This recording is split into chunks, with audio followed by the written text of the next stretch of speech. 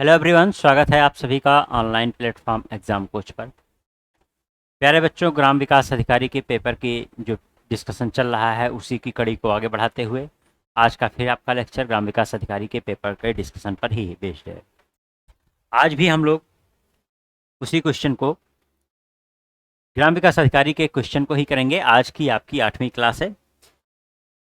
ये है आपके सामने पहली क्लास, पहला क्वेश्चन। इस क्लास का पहला क्वेश्चन ये जो ब्लड रिलेशन से संबंधित है, रक्त संबंध से। देखो इसमें क्या कहा गया है। कोमल श्रीमती सुमन की बेटी है और सोनम श्री कमल की बेटी है। यदि राजाराम सुमन के ससुर और सुरेखा के पति हैं, जो उनके एकमात्र बच्चे कमल की मां है, कोमल सोनम से कैसे संबंधित है। किसके बारे में पूछा गया है? कोमल के बारे में पूछा गया है। और किसके रिस्पेक्ट में पूछा गया है? सोनम के रिस्पेक्ट में पूछा गया है। तो यहां पर देखो, डायग्राम को जब अगर ड्रॉ किया जाए तो देखो किस तरह से होगा। अगर एक बार आप यहाँ पर देखो तो आपको एक चीज समझ में आ रही है कि सारे रिलेशंस क्या हैं, फीमेल के हैं। तो जेंडर से यहाँ पर हम कुछ काटने वाले नहीं हैं। ठीक है। कहा गया है कोमल श्रीमती सुमन की बेटी है। कोमल बेटी है किसकी? सुमन की। इस तरह से डायग्राम होगा। और फिर कहा है सोनम, देखो यहाँ पर ध्यान रखना, दो नाम एस से हैं तो इसलिए कुछ पूरा नाम ही लिख देते हैं इसका। और सोनम श्री कमल की बेटी है। अब यहां पर एक बात ध्यान रखना आप कि एक वर्ड आया है श्रीमती, एक है श्री। ठीक है। तो यहां पर ध्यान रखना, ग्राम विकास अधिकारी के पेपर में कुछ ऐसी चीजें आई थी जो वर्ड से ही क्लू इन्होंने दे रखा था, वर्डिंग से ही, जिसमें आपको अपना खुद आइडिया लगाना था इन सब चीजों से। अब ये जेंडर यहाँ पर सुमन का तो नहीं बताया गया, लेकिन यहाँ पर जैसे ही श्रीमती लिखा गया तो सुमन का जेंडर क्या हो गया? फीमेल। और फिर आगे आप देखो श्री कमल लिखा हुआ है तो इसका मतलब कमल का जेंडर क्या हो गया? मेल का। ठीक है। तो यही कहा गया है सोनम श्री कमल की बेटी है। तो यहां पर देखो ये कोमल थी, ये कौन थी? कोमल। और कमल की बेटी बताया गया है किसको? सोनम को। और कमल क्या है? मेल पर्सन है। और सोनम क्या हो गई? फीमेल हो गई। इस तरह से बन करके आएगा। आगे इन्होंने कहा यदि राजाराम सुमन के ससुर हैं। सुमन के ससुर कब होंगे? देखो यहां पर सुमन के पति के पिताजी कौन होंगे? उनका नाम क्या है? राजाराम।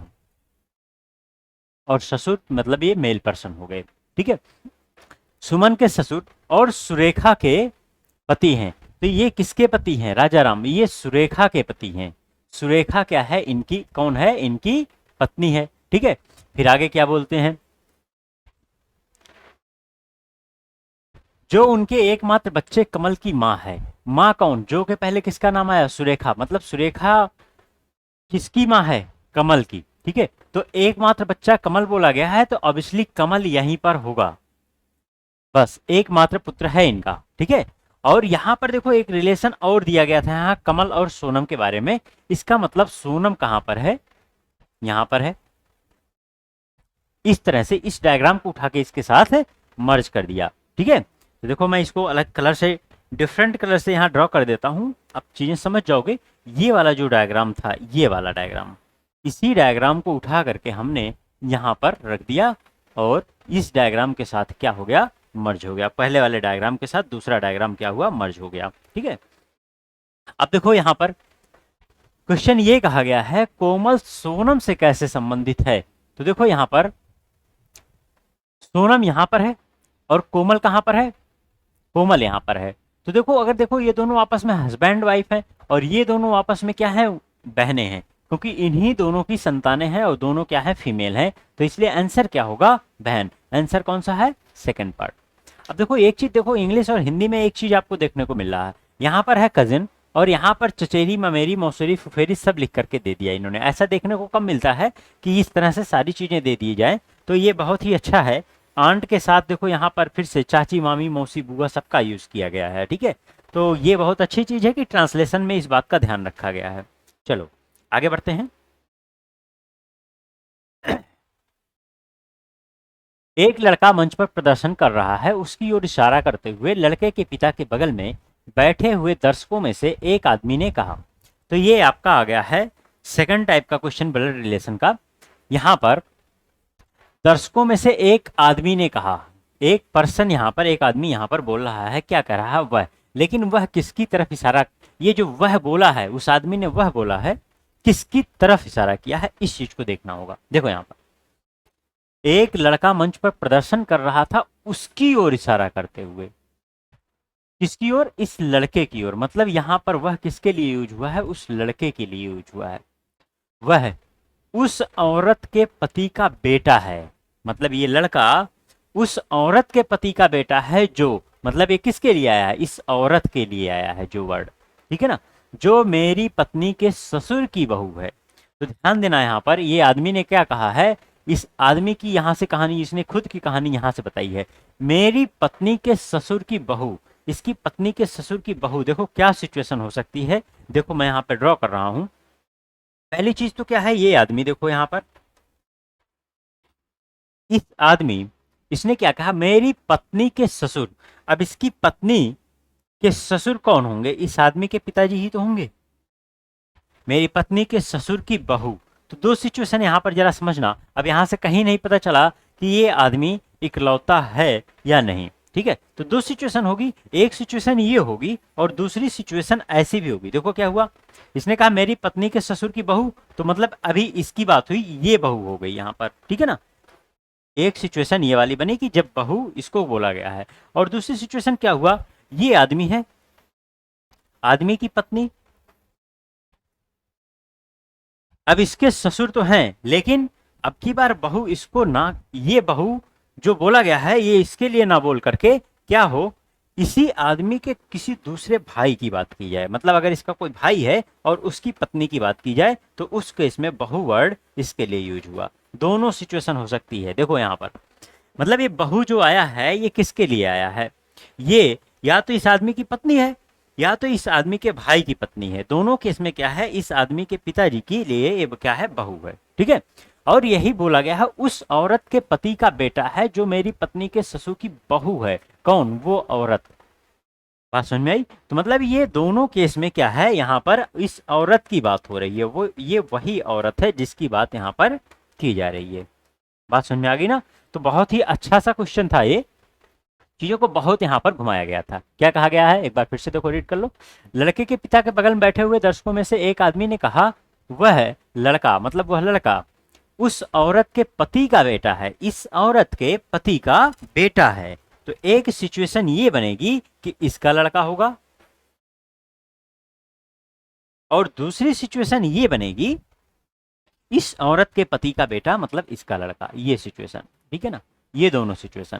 लेकिन अब ध्यान रखना यहां पर, अब बात ये आती है कि इन दोनों डायग्राम में से कौन सा डायग्राम हमको एक्सेप्ट करना है। अभी तक तो दोनों डायग्राम हमारे बनते रहे, ठीक।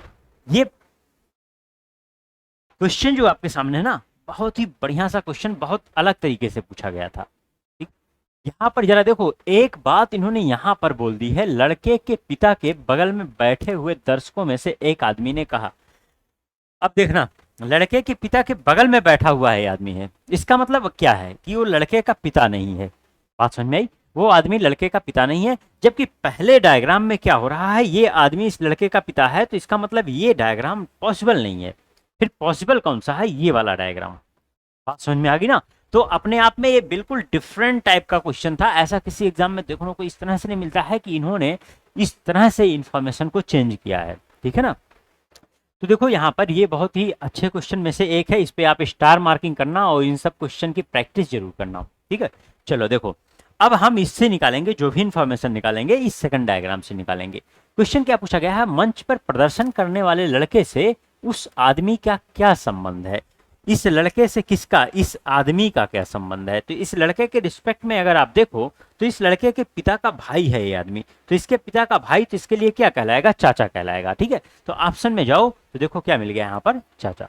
अब देखो इन्होंने क्या किया, पिता को सबसे पहले रखा। मतलब अगर आप इस लाइन को ध्यान नहीं देते हो तो आप इसी डायग्राम के थ्रू भी जा सकते हो। केवल कोई ऐसा भी कर सकता है, केवल इसी डायग्राम को बना दे, ठीक है, और इस लाइन को ध्यान ना दिया तो पहला ही ऑप्शन मिल जाएगा और गलत हो जाएगा, ठीक है ना।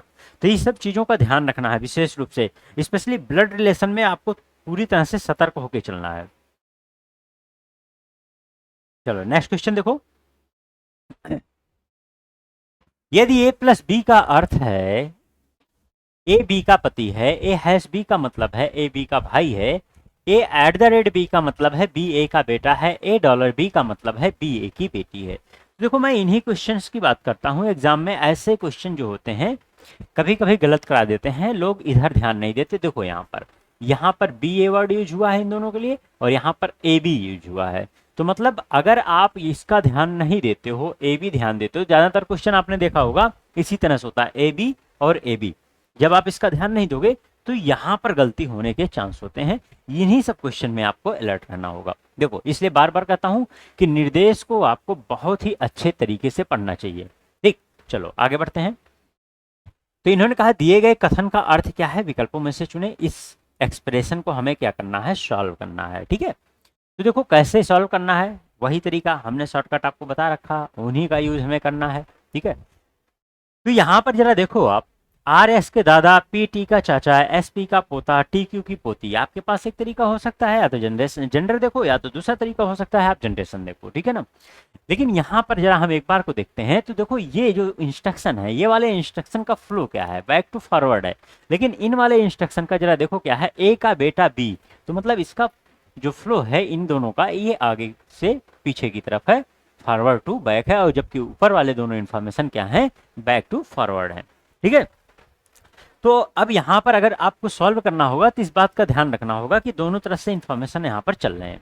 तो देखो ऑप्शन आपको चेक करना होगा, क्योंकि इन्होंने क्या कहा, आर एस के दादा हैं। तो देखो आर और एस के बीच में अगर हम रिलेशन निकालने की कोशिश करेंगे तो यहाँ पर देखो किस तरह से, या तो आपके पास एक तरीका है कि इसको उठा करके फटाफट डायग्राम को ड्रॉ कर लो, या दूसरा तरीका है हर एक ऑप्शन को आप क्रॉस चेक कर लो। ठीक है ना, तो जैसे कहा गया आर एस के दादा हैं, तो हैश की बात हुई है, हैश का मतलब ए बी का भाई है, मतलब पी का भाई कौन हो गया, पी का भाई कौन हो गया, आर।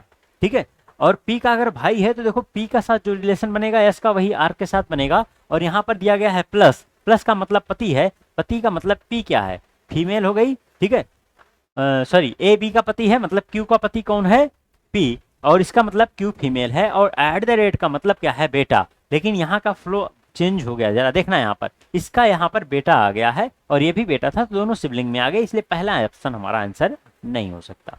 ठीक है ना, तो देखो अब आपको समझ में आ रहा होगा कि हर एक ऑप्शन चेक करने में भी हमारा टाइम लगने वाला है यहाँ पर। ठीक है ना, क्योंकि यहाँ पर अगर आप देखो तो देखो आर एस के दादा, यहाँ पर इसका जेंडर मेल का आ रहा था, पी टी का चाचा है, और यहाँ पर देखो पी और टी की अगर बात की जाएगी, देखो पी के बारे में बात किया गया है, और प्लस से क्या हो रहा है, इसका भी जेंडर मेल निकल के आया, अभी आपने देखा था यहाँ पर, और एस पी का पोता है, और एस के जेंडर की अगर बात की जाएगी तो यहाँ से देखो जेंडर किसका डिफाइन हो रहा है, ये डॉलर की वजह से टी का डिसाइड हो रहा है, एट द रेट की वजह से एस का डिसाइड होगा, और एट द रेट भी क्या बोल रहा है, बेटा, मतलब यहाँ पर भी जेंडर मेल का है। और यहाँ पर अगर आप देखो टी क्यू की पोती है, टी क्यू की पोती है, तो यहाँ पर देखो टी के बारे में कहा गया है और टी को फीमेल बोला गया है यहाँ पर। ठीक है, और डॉलर क्या कर रहा है, डॉलर भी आगे वाले का ही इंफॉर्मेशन दे रहा है, तो टी का जेंडर फीमेल का है, मतलब जेंडर के बेसिस पे आपका नहीं कटने वाला। तो इनसे क्वेश्चन के लिए सबसे बेहतर यही होता है कि भाई फटाफट इनके डायग्राम को ड्रॉ कर लो, क्योंकि आपको ऑप्शन में भी उतने ही टाइम अब आपको लगने वाले हैं, और सिर्फ एक सिंगल डायग्राम बहुत ज्यादा टाइम नहीं लेने वाला आपका। ठीक है, तो देखो यहाँ पर हम इस क्वेश्चन को अगर ड्रॉ करते हैं तो देखो क्या कह रहा है, हैश का मतलब पी का भाई, पी का भाई कौन हो गया, आर हो गया, और आगे बोला गया पी पति है किसका, क्यू का, ये कहा गया था। और एट द रेट का मतलब क्या था, बेटा किसका, देखो यहाँ पर क्यू का बेटा कौन हो जाएगा, एस, क्यू का बेटा कौन होगा, एस होगा, और देखो ये फीमेल हो गई क्योंकि उसकी पत्नी है, क्यू का बेटा कौन हो गया, एस, और डॉलर का मतलब बेटी है, एस की बेटी कौन हो गई, टी। ठीक है, ये इस तरह से अच्छा यही होगा कि आप एक बार में इनको डायग्राम को बना लो। अब देखो आर एस के दादा हैं, आर क्या एस के दादा हैं, आप यहाँ पर जरा देखो यहाँ पर, तो यस के पिता का भाई है तो चाचा हो गया आर, यहाँ पर दादा नहीं है, पी टी का चाचा है, और देखो यहाँ पर क्या पी टी का चाचा है, जी नहीं, बिल्कुल ये भी आंसर यहाँ पर नहीं होगा। फिर कहा गया एस पी का पोता है, एस पी का पोता है तो एस पी का पुत्र है, इसलिए आंसर ये भी नहीं होगा। और फिर कहा गया टी क्यू की पोती है, तो ऑब्वियसली यहाँ पर टी जो है क्यू की पोती है, जब तीन आपके कट गए तो चौथा ही आंसर होगा, और देखो आंसर निकल करके आ रहा। बात समझ में आ गई ना, चलो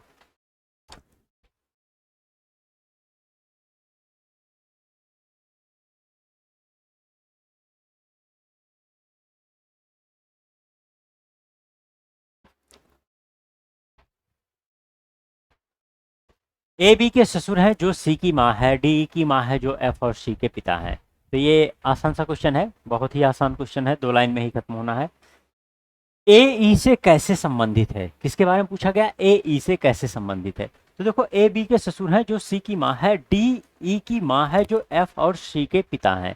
तो देखो ए बी के ससुर, देखो यहाँ पर ध्यान देना, यहाँ पर बी के ससुर की बात की गई है, तो कैसी सिचुएशन हो सकती है, बी अगर फीमेल है तो इसके पति के पिताजी तबे ससुर होंगे, और दूसरी सिचुएशन ये हो सकती है बी क्या हो, मेल है, तब इसकी पत्नी के पिताजी ए। यहाँ पर दोनों सिचुएशन ध्यान देना, ए बी के ससुर, यहाँ पर दो सिचुएशन बनने वाली है। जो सी की माँ है, अब यहाँ पर किसके बारे में कहा गया, बी के बारे में बताया गया, तो इसका मतलब बी फीमेल है, मेल वाली सिचुएशन यहाँ पर खत्म हो जाएगी। बात समझ में आ गई ना। अगर ये लाइन नहीं होती तो अभी हमें इन दोनों डायग्राम को लेके आगे बढ़ना पड़ता। डी ई की माँ है, डी किसकी माँ है, ई की माँ है, तो इस डायग्राम को आप अलग से बना लो, डी ई की माँ है। जो एफ और सी के पिता हैं, तो यहाँ पर जो वर्ड किसके लिए आया है, ई के लिए आया हुआ है, ठीक है। ई किसका है, एफ और सी दोनों लोगों का क्या है, पिता है। इस तरह से पूरा यहाँ पर डायग्राम होगा। अब यहाँ पर देखो आप, ए बी के ससुर है जो सी की माँ है, अच्छा बी सी की माँ है, तभी आप जब तक यहाँ पर कोई भी व्यक्ति कॉमन नहीं आएगा दो, तब तक आगे ये इन्फॉर्मेशन नहीं होगा। तो इन सब दोनों डायग्राम को हम जोड़ नहीं पाएंगे बिना आगे दोनों कोई एक व्यक्ति के कॉमन हो, बिना जब तक कोई एक कॉमन नहीं होगा। यहाँ पर अगर आप देखो तो दोनों में कॉमन कौन हो गया, सी। अगर सी कॉमन हो रहा है तो सी ई का पुत्र है, तो सॉरी सी ई की संतान है, मतलब ई उसका पिता है, तो यहाँ पर माता है, तो यहाँ ऑब्वियसली ई को यहाँ पर रखना होगा। अगर ई को यहाँ रखना होगा और ई की माता कौन है, डी है, तो ऑब्वियसली ए की पत्नी कौन हो गई, डी। ये दोनों डायग्राम अब आपके क्या हो गए, एक साथ मर्ज हो गए, और एफ को भी आप यहीं पर लेकर के चले आओ, पूरा डायग्राम आपका ये कंप्लीट हो गया। अब यही से आपका सारा क्या करना है, आंसर निकालो, ठीक है। तो ऐसे क्वेश्चन तो आप लोग क्लास में बहुत से कर चुके हो, कि जब हमारे पास 2 डायग्राम होते हैं उनको हम लोग मर्ज करते थे। तो यहाँ पर पूछा गया ए ई से कैसे संबंधित है, कौन, ए किससे, ई से। तो ई के रिस्पेक्ट में अगर आप देखो तो ई का क्या है, ए पिता है, तो आंसर क्या होगा, डी पार्ट होगा, ठीक है ना।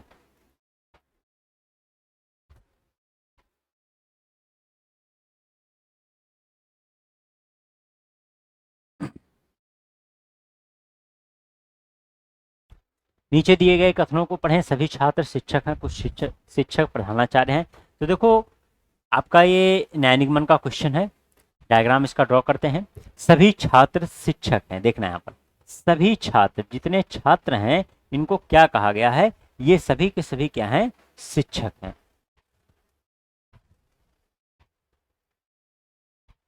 कुछ शिक्षक प्रधानाचार्य हैं, कुछ शिक्षक, सभी शिक्षक की बात नहीं की गई, कुछ की बात की गई, और इनको क्या कहा गया, ये प्रधानाचार्य हैं, ये क्या है, प्रधानाचार्य हैं। और डायग्राम आपका कंप्लीट हुआ। आगे देखो यहाँ पर क्या बोला है, निष्कर्ष यहाँ पर चेक करना है। कुछ छात्र प्रधानाचार्य हैं, क्या ऐसा है, नहीं, तो इसलिए ये क्या है, गलत है।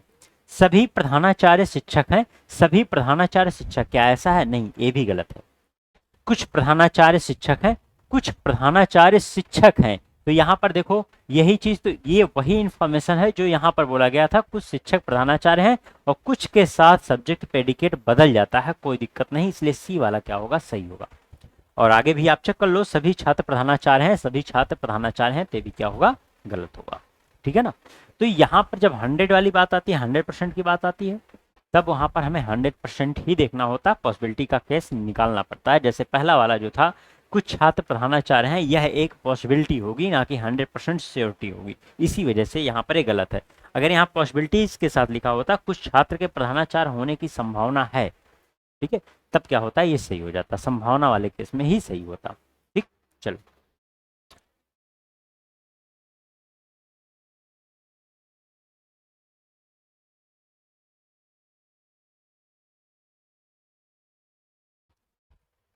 फिर से न्याय निगमन का ही क्वेश्चन है। देखो यहाँ पर सभी घोड़े गधे हैं, सभी गधे बंदर हैं, कोई बंदर बाघ नहीं है, ठीक है। तो डायग्राम यहाँ पर ड्रॉ करते हैं। देखो सभी घोड़े गधे हैं, सभी घोड़े क्या हैं, गधे हैं, और सभी गधे बंदर हैं,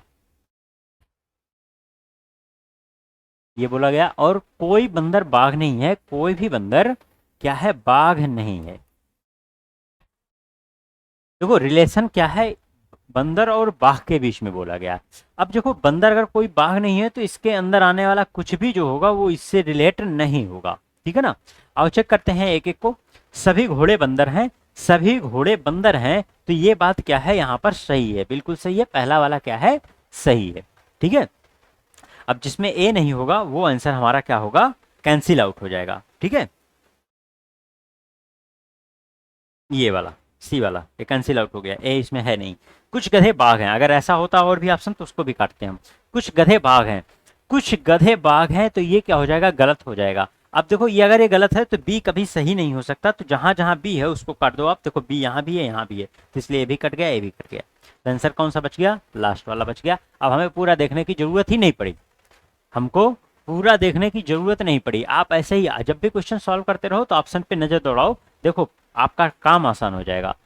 हमने सिर्फ दो देख करके ही आंसर निकाल लिया, बल्कि बाकी दो देखने की जरूरत नहीं पड़ी। लेकिन फिलहाल हम आपको चेक करा देते हैं, कॉन्सेप्ट आपका क्लियर रहे। कुछ बंदर घोड़े हैं, कुछ बंदर घोड़े हैं, ध्यान देना यहाँ पर, ये सही होगा। कुछ बंदर घोड़े हैं, क्योंकि ये जो सर्कल है घोड़ों का ये है बंदर के अंदर, इसलिए हमेशा ये क्या होगा, सही होगा। कुछ बंदर क्या है, गधे हैं, कुछ बंदर क्या है, गधे हैं, तो बिल्कुल उसी तरह का रिलेशन है जैसे ये वाला था सी वाला, उसी तरह क्या है डी वाला। तो आंसर क्या होगा, ए सी डी, ठीक है। चलो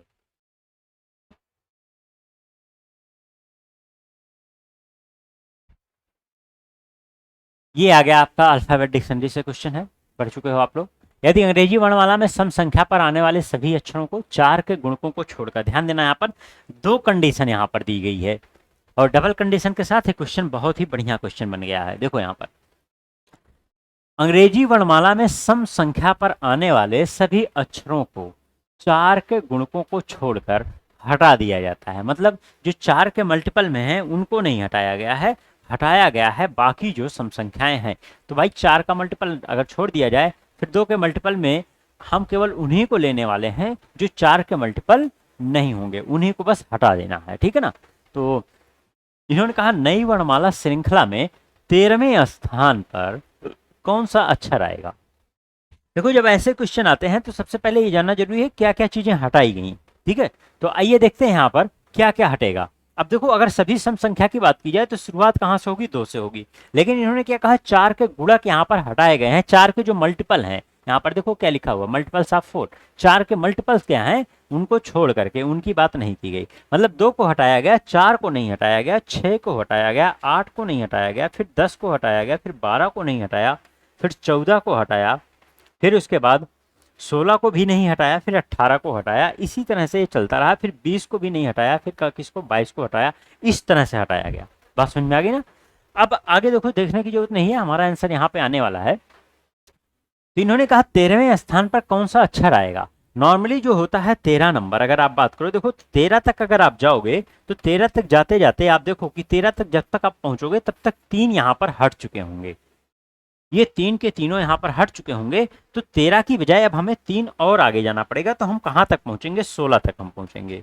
हम कहाँ पहुंचेंगे, 16 तक पहुंचेंगे, ठीक है। और जैसे हम 16 तक पहुंचेंगे तो उससे पहले एक और हटाया जा चुका है, तो इसलिए हमें एक और बढ़ना पड़ेगा, हम कहाँ पहुंचेंगे, 17 पर पहुंचेंगे। अब यहाँ पर 17 देखो 18 से पहले ही है, इसलिए हमें अब इससे ज्यादा हटाने की जरूरत, आगे जाने की जरूरत नहीं है। और 17 होता किसका है, क्यू का होता है। ऑप्शन देखो यहाँ पर सी पार्ट आपका आंसर आ गया।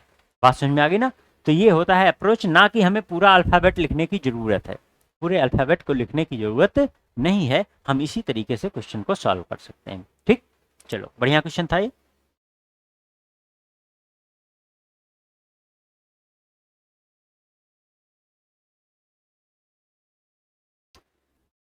किसी भाषा में यदि एक्सटर्नल को इस तरह से लिखा जाता है और पार्टिकल को इस तरह से लिखा जाता है, तो उसी भाषा में एनालिसिस को कैसे कोड किया जाएगा।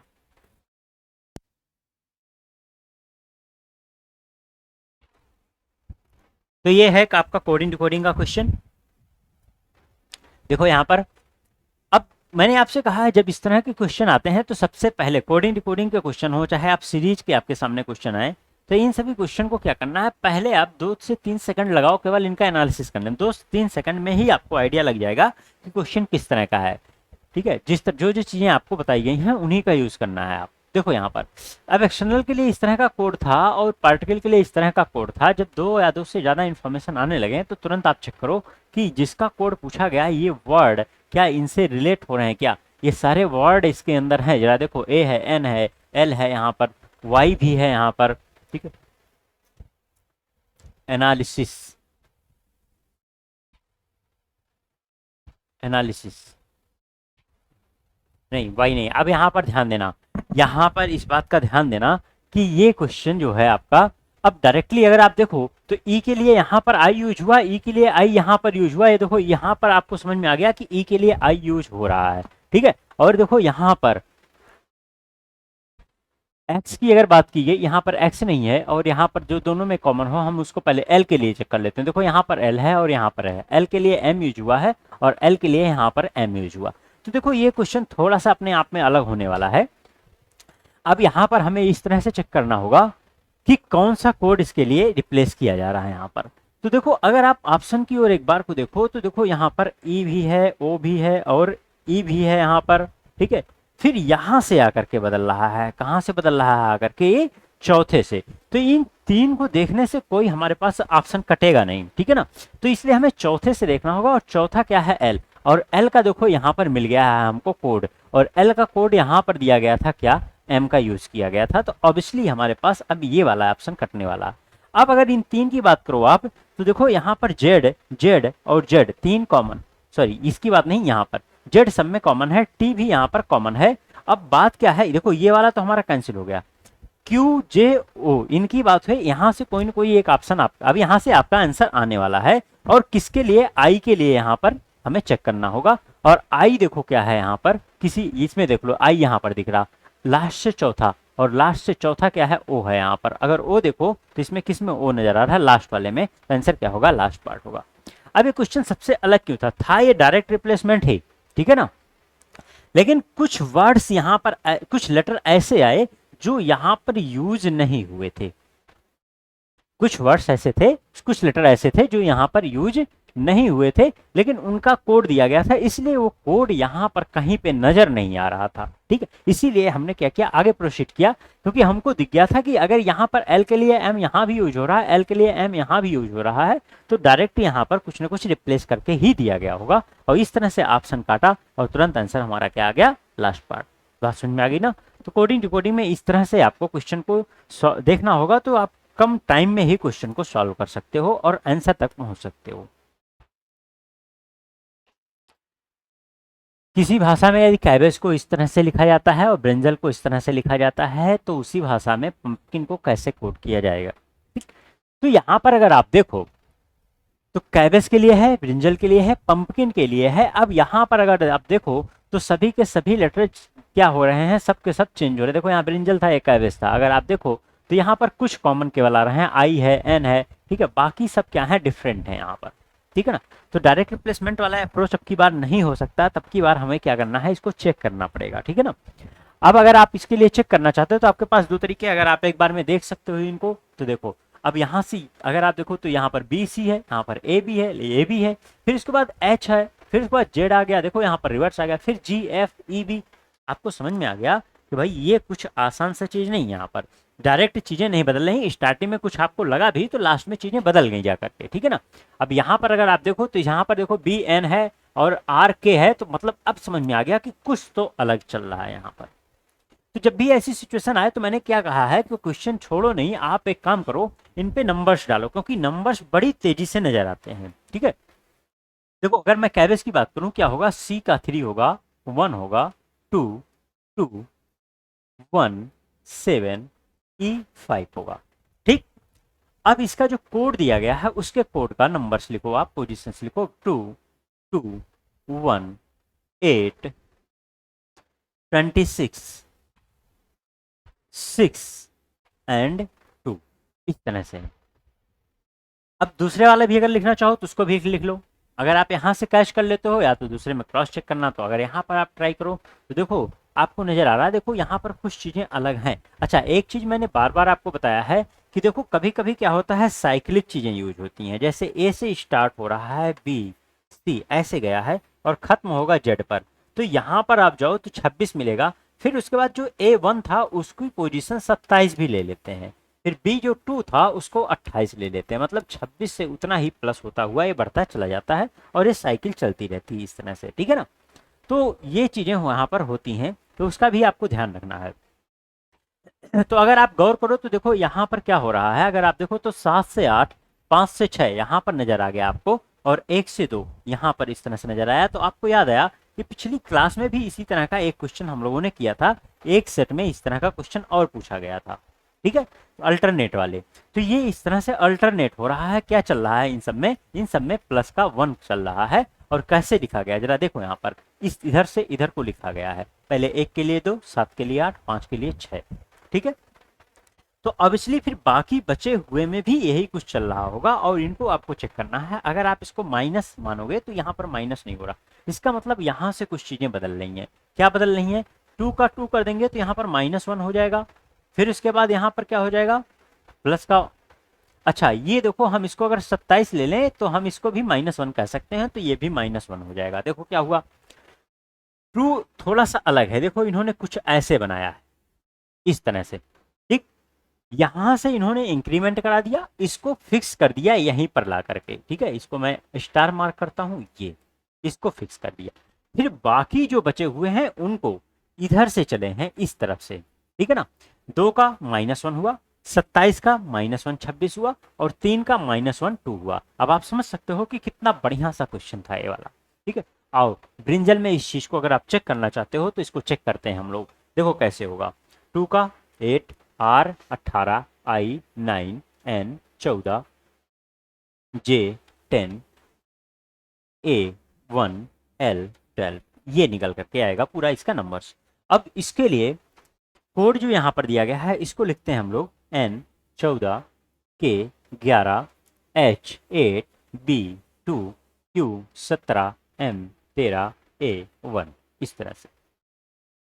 अब यहाँ पर अगर आप देखो तो क्या वही रूल लग रहा है, इसका मतलब 14 को पहले होना चाहिए, ऑब्वियसली देखो 14 यहाँ पर फिर से पहले है, बात समझ में आ गई। अब यहाँ पर इस तरह से बढ़ रहे होंगे, इधर यहाँ पे बढ़ रहे होंगे, यहाँ पर चल रहा होगा प्लस का 1, इधर चल रहा होगा माइनस का 1, ठीक। अब ये नियम फॉलो होना चाहिए और भी अल्टरनेट। तो देखो यहाँ पर 10 से 11, 1 से 2, फिर 12 से 13, ऑब्वियसली वही चल रहा है।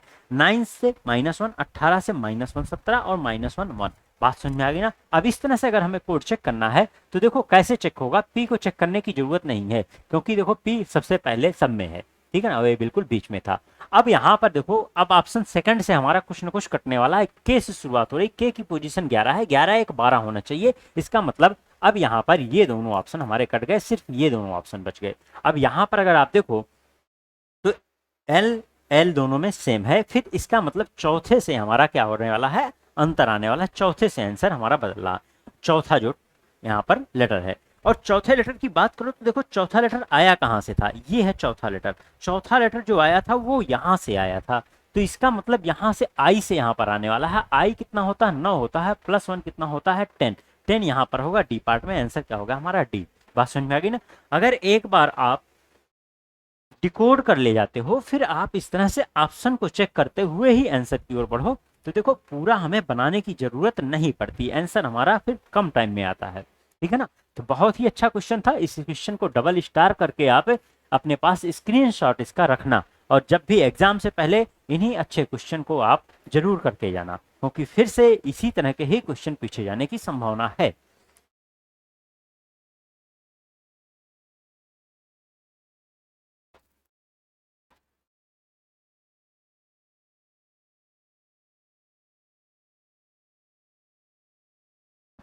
किसी भाषा में यदि कैम्फर को इस तरह से लिखा जाता है और ट्रबल को इस तरह से कोड किया जाता है, तो उसी भाषा में प्लम्बर को कैसे कोड किया जाएगा। देखो फिर से कोडिंग डिकोडिंग का एक थर्ड क्वेश्चन यहाँ पर। तो यहाँ पर अगर आप एक बार गौर करो तो सी डी हो गया, ए सी हो गया, एम, देखो यहाँ पर आपको पता चल गया। देखो अगर आप देखो याद रहते हैं पोजीशन ना, तो ऐसे ही समझ में आ जाता है। देखो 3 से 4 हो गया, 1 से 3 हो गया, फिर उसके बाद 13 से 16 हो गया।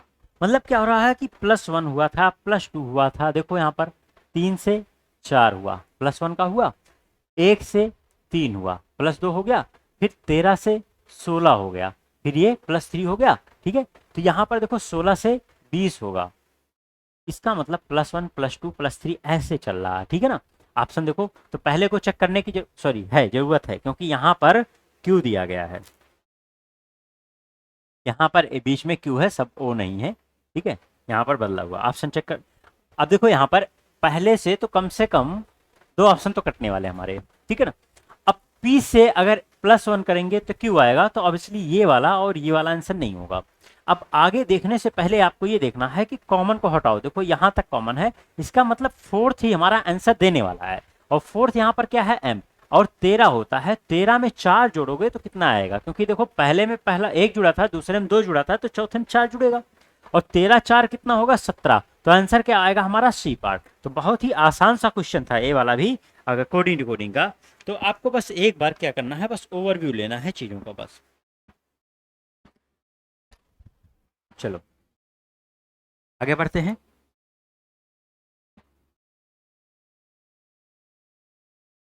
अल्फाबेटिकल सीरीज है यहाँ पर, नीचे दी गई श्रृंखला में पहचान करें क्वेश्चन मार्क के स्थान पर क्या आ सकता है। तो एक बार देखते हैं इसको, बी से डी हो गया, यहाँ पर 2 से 4 हो गया, 6 हो गया, 8 हो गया, 10 हो गया, 12 हो गया, तो ऑब्वियसली 14 आना चाहिए, और 14 होता किसका एन का होता है, तो ये वाला आंसर हमारा नहीं होने वाला, ठीक है ना। और बाकी के लिए अगर आप देखो तो यहाँ से देखो जरा 9, यहाँ पर हो गया 12 15, तो 9 3 12, 12 3 15, 15 3 18, बिल्कुल सही जा रहा है। आपको समझ में आ गया कि अब यहाँ पर हमें 3 माइनस करके 6 पे जाना, और 6 किसका होता है एफ का होता है, आंसर क्या होगा सी पार्ट होगा। तो ये आसान सा क्वेश्चन था। ये भी नंबर्स अगर आपको याद रहते हैं, पोजीशंस अगर आपको याद रहते हैं, तो आपके लिए चीजें क्या होती हैं, आसान हो जाती हैं।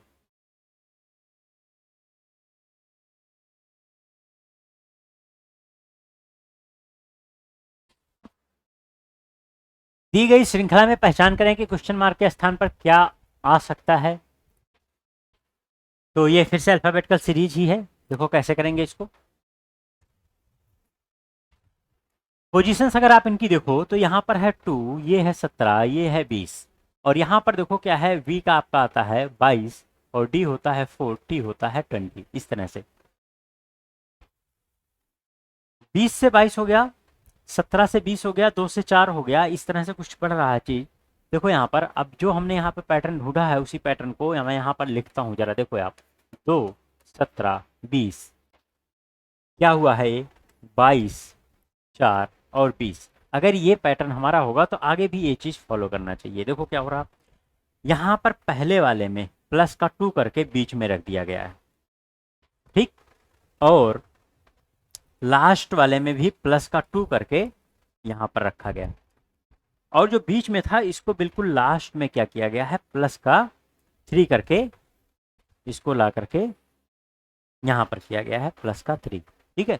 तो मतलब सीक्वेंस कुछ ऐसा बन रहा है, लास्ट वाले को पहले लाया गया है, फिर फर्स्ट वाले को लाया गया है, उसके बाद फिर मिड वाले को लाया गया है, ठीक है ना। और लास्ट और फर्स्ट में +2 है, बीच वाले में क्या है +3 है। अगर ऐसा हो रहा है तो यहाँ भी फॉलो होना चाहिए, ठीक है ना। तो यहाँ पर देखो आप क्या है, ये है 22, और ये कितना है 24, और जी है कितना 7, आई है 9, और एक्स है आपका 24, और ए कितना है 1, ठीक है ना। अब ध्यान देना ए के साथ क्या हो रहा है, हो सकता है ये आपका 27 मान लिया जाए, ए को क्या कर लिया जाए 27 से जूम कर लिया जाए, ठीक है ना, ये भी हो सकता है। आगे देखते हैं यहाँ पर, तो अगर इसके अनुसार चला है तो लास्ट वाला ही पहले आएगा, तो लास्ट वाला 7 है, यहाँ पर 7 का पहले आ गया, ये देखो बिल्कुल सही है, +2 बिल्कुल वही पैटर्न नजर आया हमको। और फर्स्ट वाला फिर उसके बाद देखो फर्स्ट वाला फिर बीच में आया है +2 करते हुए, तो +2 करते हुए यहाँ पर देखो ये भी मिल गया, और जो बीच में था वो बिल्कुल लास्ट में गया है, और कितना हुआ है ये प्लस का 3 हुआ है, बिल्कुल प्लस का 3 करोगे तो 27 ही मिलेगा। तो इसका मतलब हम लोग बिल्कुल सही पैटर्न ढूंढ चुके हैं अब। तो इसके रिलेशन इसके साथ, इसका रिलेशन इसके साथ इस तरह से बन रहा है, ठीक है। अच्छा वही रिलेशन देखो यहाँ पर भी आपका नजर आना चाहिए, देखो इन दोनों का। तो देखो यहाँ पर लास्ट वाला पहले प्लस का 2 हुआ है, उसके बाद फर्स्ट वाला फिर प्लस का 2 हुआ है, और लास्ट बीच वाला क्या हुआ, लास्ट में गया है प्लस का 3 हुआ। तो ऑब्वियसली वही चीज यहाँ पर जाने वाला है आपका, ठीक है ना। अब ऑप्शन देखो काटना शुरू करना, आप ऑप्शन पक्का कटने वाला है यहाँ पर। अब सबसे पहले लास्ट वाला क्या है, ये होता है 14, 14 में प्लस का 2 करोगे आप कितना आ जाएगा 16, 16 होता किसका है पी का होता है, मतलब शुरुआत पी से होने वाली है, तो ये दोनों आंसर हमारे नहीं हो सकते। फिर उसके बाद ई है दोनों में, इसलिए इसको हमें चेक करने की जरूरत नहीं है, इसका मतलब बस लास्ट वाले को चेक करना है। और लास्ट में आ कौन रहा, जो बिल्कुल बीच में है, और बीच में क्या है, ई। ई होता है कितना, 5, 5 का प्लस 3 करोगे आप, कितना बन जाएगा, 8। 8 होता है किसका, एच का होता है। आंसर कौन सा हो गया, डी पार्ट। ठीक, तो ये भी बहुत ही बढ़िया सा क्वेश्चन था। चीजों को शफल करके इंक्रीमेंट डिक्रीमेंट और शफलिंग दोनों चीजों का एक साथ यूज किया गया था यहाँ पर। ठीक है, डिक्रीमेंट नहीं है, इंक्रीमेंट है केवल। इंक्रीमेंट और शफलिंग दोनों का एक साथ यूज यहाँ पर किया गया है। ठीक है, तो आज की क्लास के लिए इतना ही। वीडियो देखने के लिए आप सभी का बहुत बहुत धन्यवाद। आप लोग ज़्यादा से ज़्यादा शेयर कीजिए अपने दोस्तों के बीच में, लोगों से सब्सक्राइब कराइए, कमेंट कीजिए, और बने रहिए हम लोगों के साथ और भी अच्छे अच्छे क्लासेज और क्वेश्चन के साथ। मिलते हैं नेक्स्ट क्लास में, तब तक के लिए जय हिंद।